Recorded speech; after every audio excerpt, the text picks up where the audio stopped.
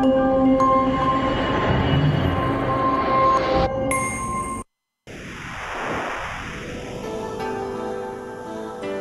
ka pagtuo, usa ka tingog, usa ka katawhan.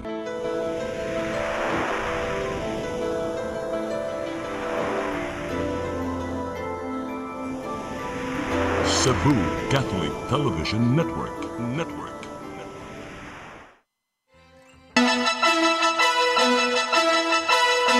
Uluhan sa mga balita sa Sari 47. Mga progresibong pundok may question sa gingong pagpanikas sa nakalabay lang nga eleksyon. Manual nga inihapay sa mga balota, gipanawagan. Mga sakop sa Cebu City PNP, back to normal na silang trabaho. Humanagbantay sa tagsa-tagsa ka mga presinto. Balay sa dakbayat sa Lapu-Lapu, natumbahan og dakong punuan sa kahoy. Mga nanimuyo, luwas ra hinuon. Upat dadakpan sa managlayang bypass operation sa PDEA ug PNP sa Kabisayan. Sugbo, Kabisayan ug Mindanao, Pilipinas ug katawhan kutos maabot sa tong Sibya sa tibuok kalibutan mayong hapon. Live kita karon sa CCTN Channel 47 ug kini ang tulumanon sa nagunang kasayuran nga angay natong masayran. Sa nga ni Attorney Danica Caballes, ako si Dennis Tabar ug kini ang Sairi 47.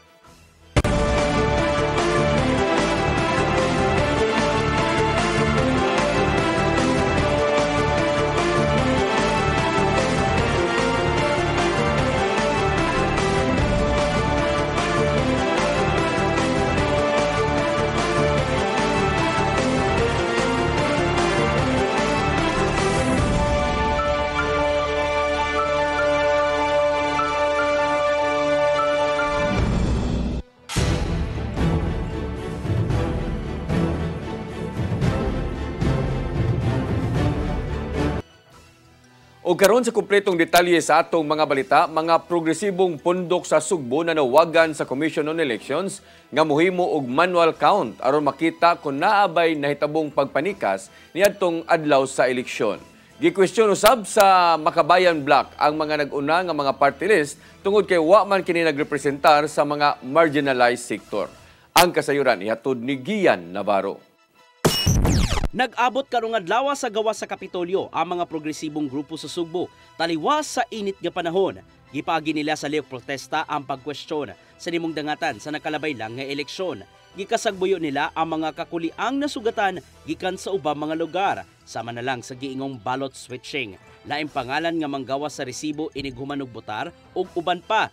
Nanawagan si Jaime Palginawan gikan sa Bayan Central Visayas ngadto sa mga katagkuhan sa Commission on Elections nga himuon ang manual recount sa mga balota.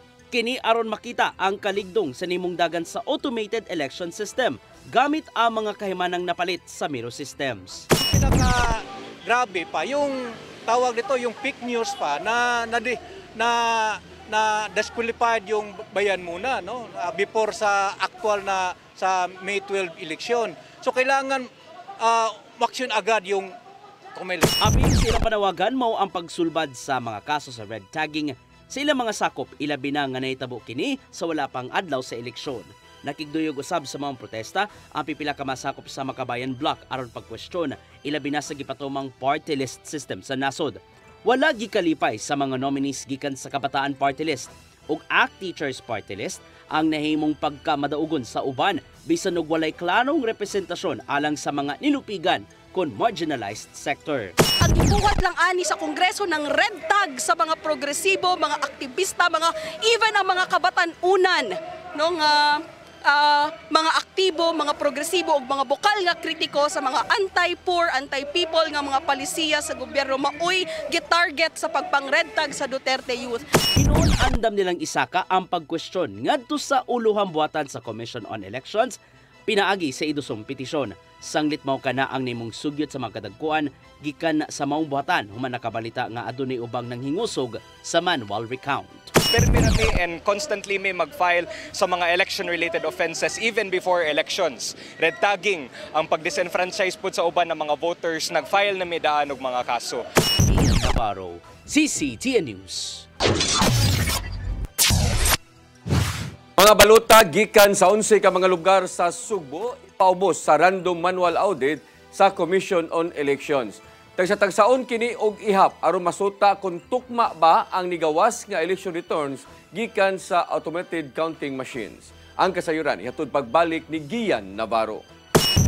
Nangabot na sa Kapitolyo ang mga ballot boxes gikan sa 33 ka clustered precinct sa Sugbo aron ipaubos sa random manual audit. May pasabot ang Commission on Elections Cebu Province nga giraffle sa ulohang buhatan ang 11 ka mga lugar. Diin kuhaon ang mga balota. Ang matag local government unit adunay tagtulo ka ballot boxes nga nagrepresentar sa mga clustered precincts. Mato di Provincial Election Supervisor Attorney Marshall Sarno nga mano-mano ang pag-ihap sa mga balota gikan sa nisgot ang mga presinto. Kinahanglang masubay kung nagtakdo ba ang manual count sa mga balota ug ang nigawas nga resulta gikan sa election returns. Nga kining atong girando manual audit dili ni mo affect sa result sa ato ang election. It's for the test how accurate ang our machine. Last the accuracy of our machine is 99.99% accurate na ito ang machine. Gipatuman ng random manual audit pinasubay sa kasamtangang mga balaod nga may labot ang eleksyon. Ang mga makuhang resulta gikan sa mong ihap ilang idokumento isip kabahin sa reporting sa nimong dagan sa eleksyon sa lugar. Requirements sa balaod nato nga mag-conduct tag random manual audit, meaning random, wala na nato na predetermined og kiunsang mga lugar ang i-conduct. I believe it's a raffle. Sa laing bahin, gihangop sa Commission on Election 7 ang taas-taas nga voters turnout sa rehiyon. Sa Sugbo pa lang, mabot na sa 89% ang voter turnouts diin. Kapin 3 milyones na ang namutar niadtong Lunes. Kini nagpamatuod nga nahimong malampuson ang pagpaygayon sa adlaw sa eleksyon. Gian Navarro, CCTN News.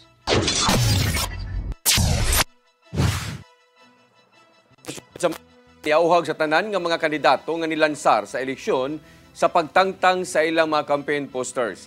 Mga napakyas niini mahimong makapasakaan og election offense. Ang kasayuran ihatod ni Mary Rose Sagarino. Nidaog man o napildi sa baguhay lang natapos nga eleksyon. Giauhag ang tanang kandidato sa syudad sa Mandawi sa pagtangtang sa ilang mga campaign poster. Matud ni Jacqueline Gruyan, ang election assistant sa Comelec Local Office, nga ang mga kandidato usab ang gitahasan sa pagdispose sa ilang mga election paraphernalia. Atong panawagan sa tanang kandidato nga paghigog mi kanang sang-sang sa inyong mga tarpaulin kay nasa atong resolution nga within 5 days after election malangtang na. Ang mga national candidate o mga party list giauhag usab sa pagtangtang sa ilang mga poster. Ang mga kandidato nga mapakya sa pagtuman niini mahimong pasakaan og election offense. Ang na-i-call lang attention is in writing kung dili na makuha. Okay pag yun, mamala pagkabaan na siguro ng sanction. Matud ni Ruyan nga wala na'y operation backlash ang Comelec sa higayon nga mahumana ang eleksyon tungod responsibilidad kini sa mga kandidato. Ang operation backlash sa Comelec pagtangtang sa illegal campaign poster nakabutang sa dili gitugtan nga lugar natapos na ni adtong Mayo 6. Mary Rose Sagarino, CCTN News. Sa Sugbo, may pasigarbo nga nagmalampuson sa paghatag sa seguridad sa nakalabayng eleksyon, dinway kagubot nga nahitabo. Mga pulis nga gipakatap sa mga polling centers, gipangbalik na sa ilang naandan nga unit. Ang kasayuran, ihatod ni Arnold Bustamante.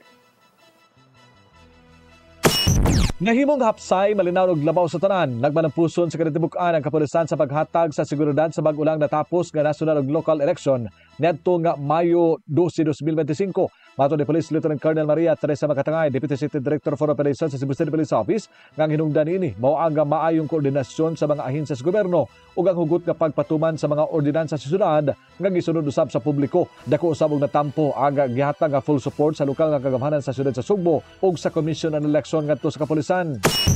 I think ang coordination sa mga law enforcement agencies ang ato nga gipahigayon nga security deployment pod nga naay support sa local government and sa COMELEC and as well ang ato ang komunidad nga naminaw sa ato ang mga tambag ug hangyo nga mahimo nga circumspect o magsubay lang sa balaod ug ordinansa sa pangadlaw-adlaw nila nga actions going towards them.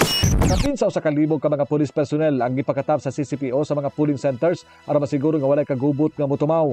May pahibaw si makatangay nga aga mao mga personnel nga gipangdestino sa mga tunghaan ang gipang-recall na o gibalik na silang naandan nga unit aron magpadayon sila sa ilang gibuhaton. Apan mibutyag si makatangay nga nagbutang sila og 50 ka mga police personnel sa Cebu City Hall samtang wala pa mabalik ang mga ballot boxes ug mga automated counting machine sa warehouse din sila kasamtangan nga ipahimutang.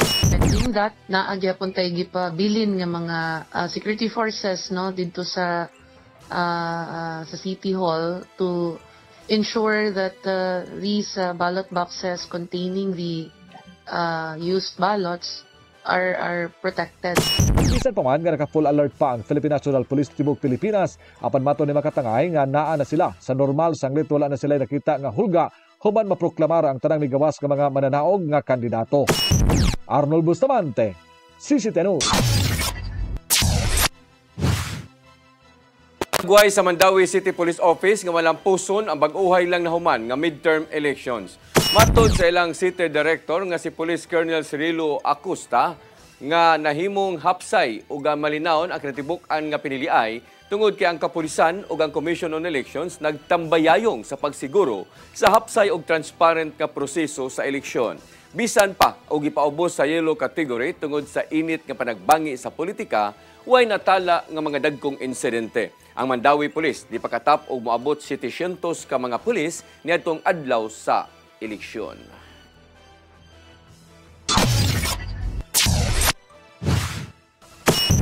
Musunod, balay sa dakbayan sa Lapu-Lapu, natumbahan og dakong punuan sa kahoy. Mga nanimuyo, luwas hinuon. Kanaguban pa mga balita sa magbalik sa Saini 47.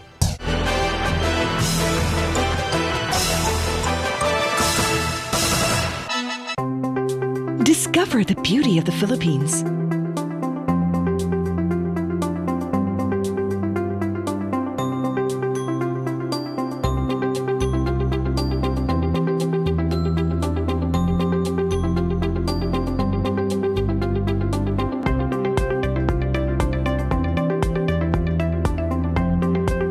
With Philippine Airlines, the country's flag carrier.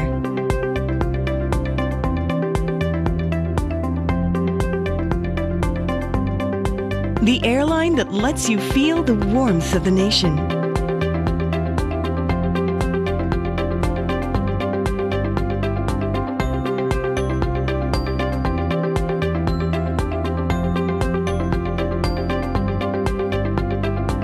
Mabuhay!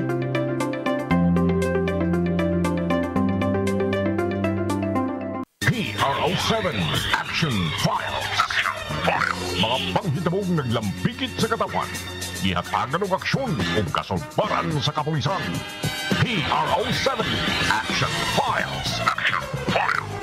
Base sa talaan sa Police Regional Office 7, nakakatong padayong isubay at taganong katinawan, pinaagid ng maong tulumanon. PRO7 Action Files. Abang kaninyo sa Police Regional Office 7 o NTV CCTN.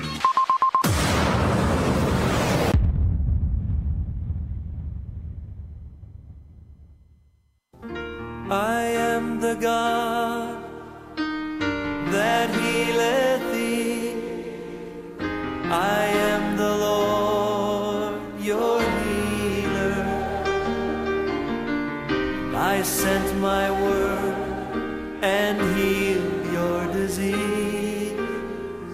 I am the Lord, your healer. I am the God that healeth thee. I am the Lord, your healer. I sent my word and healed your disease. I am the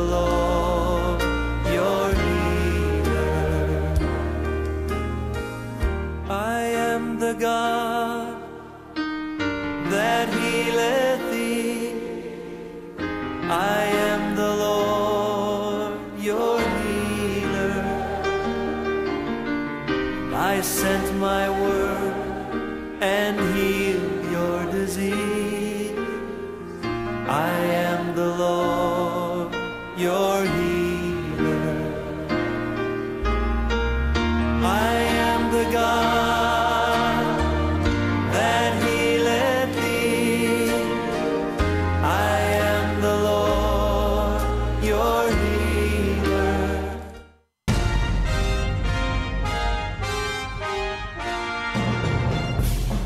Gabriel Flash Elorde.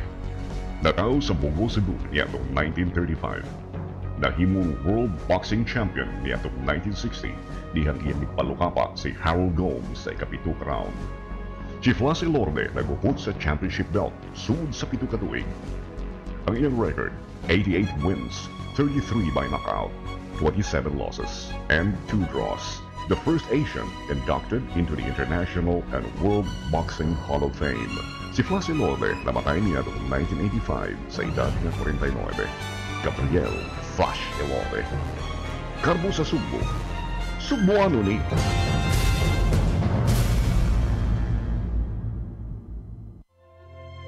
Ang kinabuhi puno sa hagit. Sugpil na ka, Dria! Ay, paginarte! Pagdita ka! Puno sa pangutana. Bata pa gani ka kayo? Nagpuyab-uyab na ka? Kinsa man ang mukhang masakitin nato din ay karoon na kinsa! Kung si buti mo'y pasabot na di. Puno sa luha. Pagpili pa, ako nga imong anak o kanay imong mga babae. Kasuko. Yung nato pa. Ano itang kani Papa? Apan bisan mangit-ngit pa ang imong kalibutan, aduna pa'y nagpahiping kahayag. Aduna ka pa'y kasumbungan. Mga laman, hanap na. Dear Tatay, Tunog na unlod na. Nganong handungon na. Waylaing pagi aron masabtan nato ang Biblia. Kinahanglan nga doon natay relasyon kang Hesus. Hangtod sa layan natong panaguban, daghang salamat. Shalom. Tunog na unlod na. Di siya kumutuog na Ginoo. Pero magulo ng bata da. Nangita lagi ni gatas. Kasabot ka, akong ipakuha.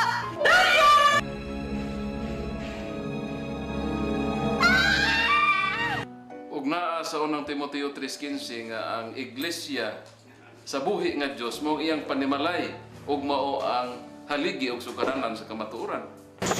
Mayo! Kasi tayo!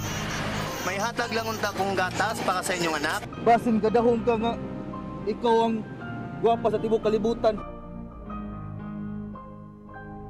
Unsay reparation, Monsignor? Buhi kag laing bata aron mabayran ang imuhang nahimo nga dakong kasalanan.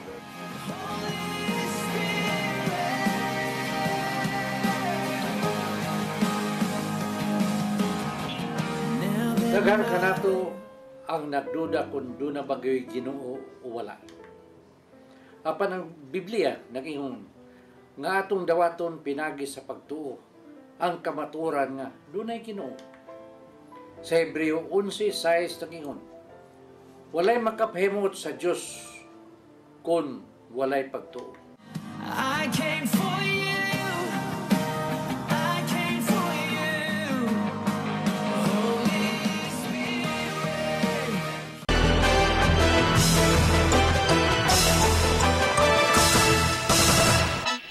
Balik sa atong mga balita, usa ka panimalay sa dakbayan sa Lapu-Lapu na tumbahan og dakong kahoy sa iyo kaganihang buntag.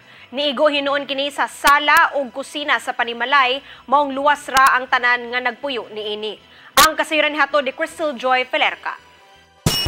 Natumbahan og dakong punuan sa tubog ang usa ka panimay sa sitio Sacred Heart, Barangay Gunob, Dakbayan sa Lapu-Lapu pasado alas 5 kaganihang kadlawon. Matod sa tag-iya sa panimay nga si Paz Tampos Bascon, nga kalit lang gyud ang pagkatumba niini tungod kay maayo ang panahon ug way kusog nga hangin sayo kaganihang buntag.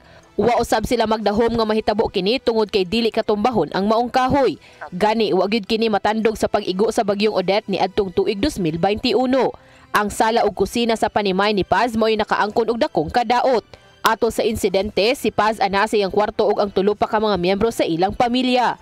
Samtang ang iyang anak ug umaga diha sa kusina ato sa pagkahitabo apan may nalang kay dali silang nakagawas. Karon nakabantay man siya nga murag ning uyog-uyog di iyang giina niyang asawa nga naglakwa sa kinais manok nga dagan mo to ni dagan pitaw nga asawa dinhi gawas kay wa pa sila tumalambahan. Apan taliwas sa nahitabo, mapasalamaton gihapon si Paz nga didto kini niigo sa sala ug naluwas ra ang tibuok niyang pamilya. Ang akong apo natug pa. Mayo gani kay nilikay diri sa sala ang pagkalamba kay diri pa sa kwarto. Makalasan gid ta taon mi. Way siguro astang inahan ug gamahan. Kay kahoy man ni dinhi. Napasalamat na ko sa Ginoo mga gisayang pa jud mi.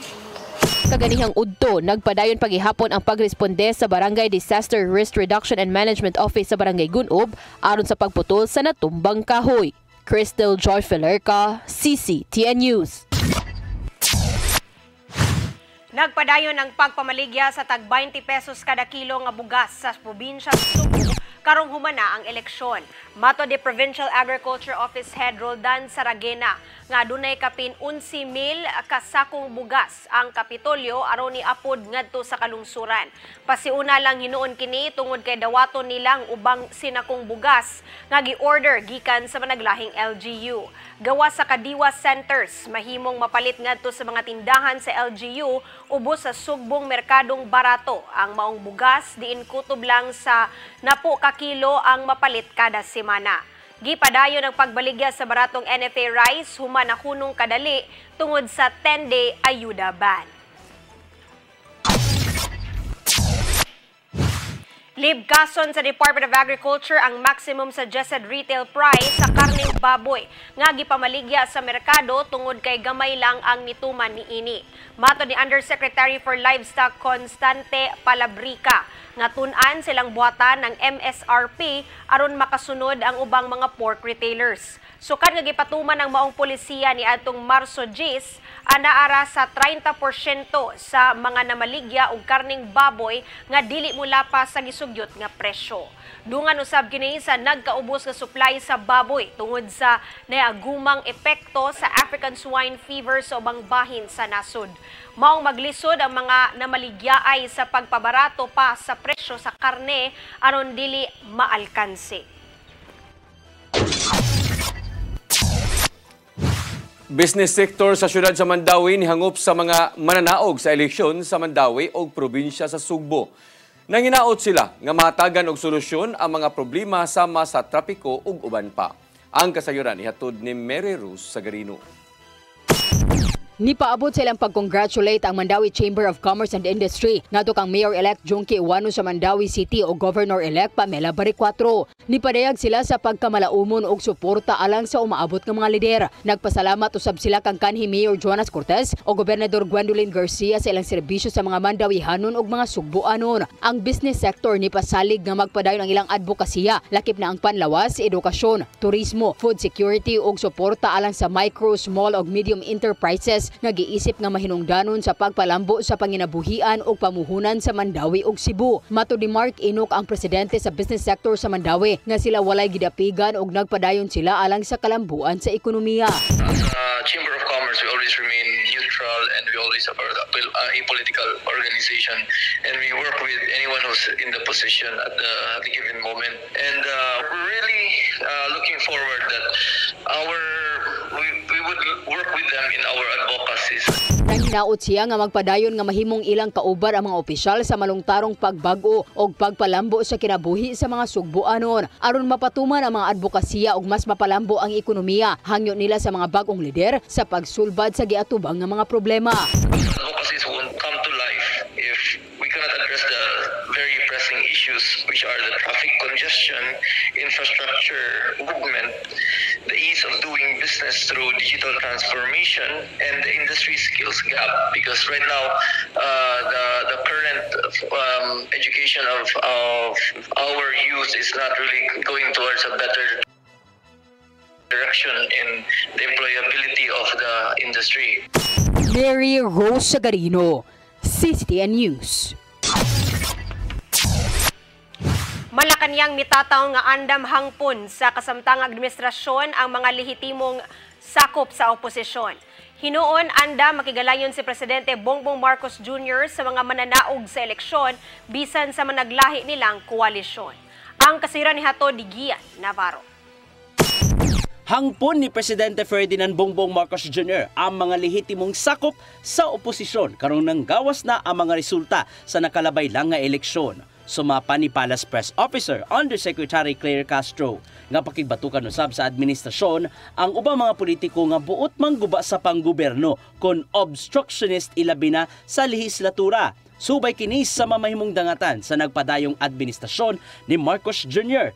Ilabi na ang legislative agenda sa umabot nga termino sa mga bagong senador. Matod ni Castro nga gilauman sa presidente nga atimanon sa mga mananaog sa eleksyon ang panginahanglanon sa kada usa.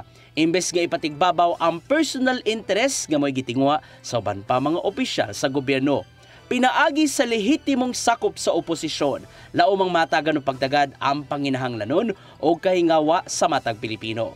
Itandi sa obstructionist nga buot bubabag sa mga programa sa gobyerno alang sa ilang mga personal nga agenda. Daano sab nga namahayag si Marcos Jr. nga andam siya makigalayon og muabag sa mga bag-ong opisyal bisan pa man og managlahi ang partido o koalisyon.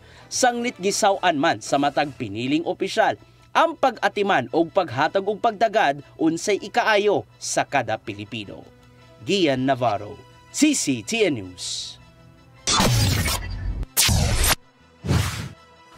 Na lang sa pagkapolitiko si kanhi Cebu City Mayor Michael Rama kung magpadayon man ang paggamit sa automated counting machines. Subay kini sa iyahang pagkwestiyon sa nahimong resulta sa nakalabay lang nga eleksyon. Dako usab ang pagduda ni Rama nganong nangapildi ang mga kaalyado sa partidong Barug nga silang incumbent councilors Jocelyn Pesquera ug Noel Wenceslao ug uban pa. Paghulagway pa niya nga labi nang ihilak tungod kay iyahang ginangatan mao nga nagdumili siya sa pagdawat sa kapildihan.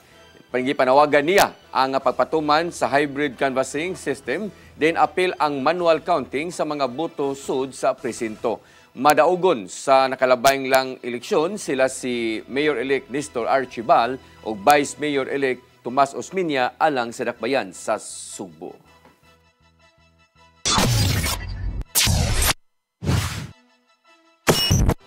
Musunod, upat na dakpan sa managlaing bypass operation sa PDEA ug PNP sa Sugbo ug Negros Oriental. Kanaguban pa mga balita sa magbalik sa Sairi 47.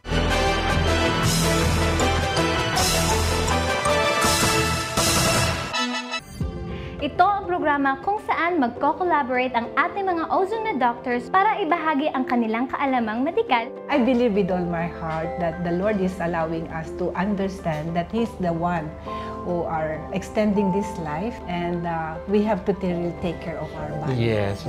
Matag episode, among ipaambit ninyo ang mga healing testimonies. Every day, pag gising mo, iisip ko kung ilang taon na lang yung katagal ko, yung ganun. This is your path to a new start. OzoneMed Wellness Clinic New Start. Napapanood every Saturday 8 to 9 a.m. Og ang replay airing matag Miyerkules 1:00 hangtod 2:00 sa hapon dinhi lang sa CCTN Channel 47.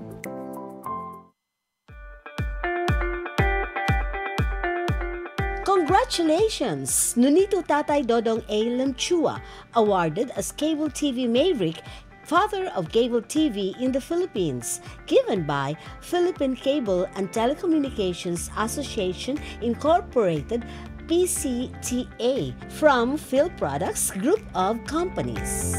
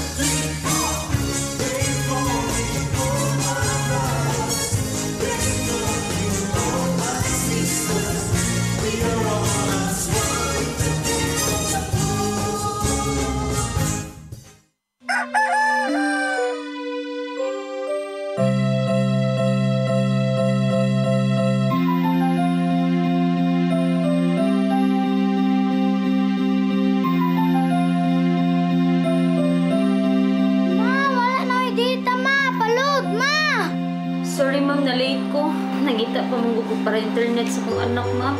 Ay, wala na yung problema. Pag sinisibo. Sinisibo, sinisibo.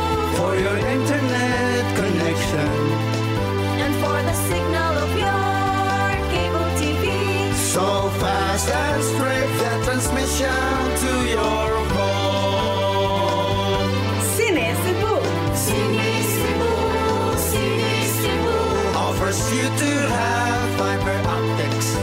For your viewing experience, perfect and clear so far. So great and affordable for you to enjoy. Sinisibo. Sinisibo Television Network Incorporated offers fiber to the home broadband internet bundled with fiber to the home cable TV connection. Sinisibo Television Network Incorporated with its operation in Metro Cebu and the whole province of Cebu soon. And affordable for you to enjoy. Sinisibo. Di siya kumutuog na Ginoo. Ano magulo ng bata da? Nangita lagi ni gatas. Kasabot ka! Akong ipakuha!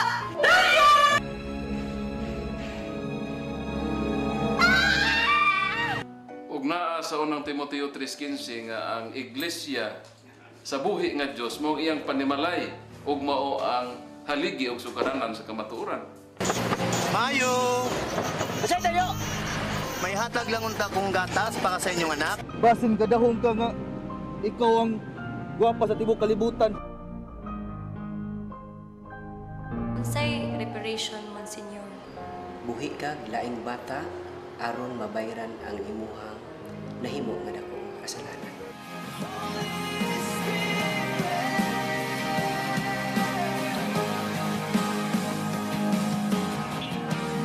Daghan ka nato ang nagduda kung doon na bagay Ginoo o wala. Apan ang Biblia nag-ingon nga atong dawaton pinagi sa pagtuo ang kamaturan nga doon ay Ginoo. Sa Hebreo 11:6 nag-ingon walay makaphimot sa Dios kung walay pagtuo. I came for you. I came for you. Holy Spirit.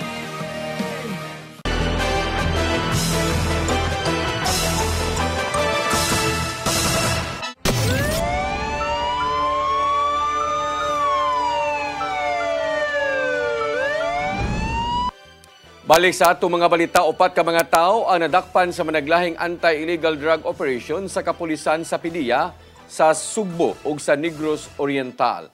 Usa sa mga nasikop na butang pa sa target list sa mga otoridad. Ang kasayuran ihatod ni Arnold Bustamante.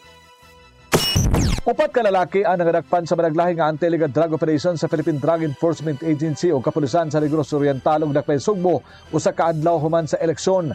Alas 7:17 gabi ang mga operatiba sa PDEA 7 Regional Special Enforcement Team uban sa PNP Drug Enforcement Group, Special Operations Unit o City Drug Enforcement Unit sa Cebu City Police Office milusad kini bypass operation sa Dalan Solueta, Barangay Tirago sa Dakpay Sugbo nga may resulta sa pagkasikop sa suspitsado nga nabutang sa ilang target list.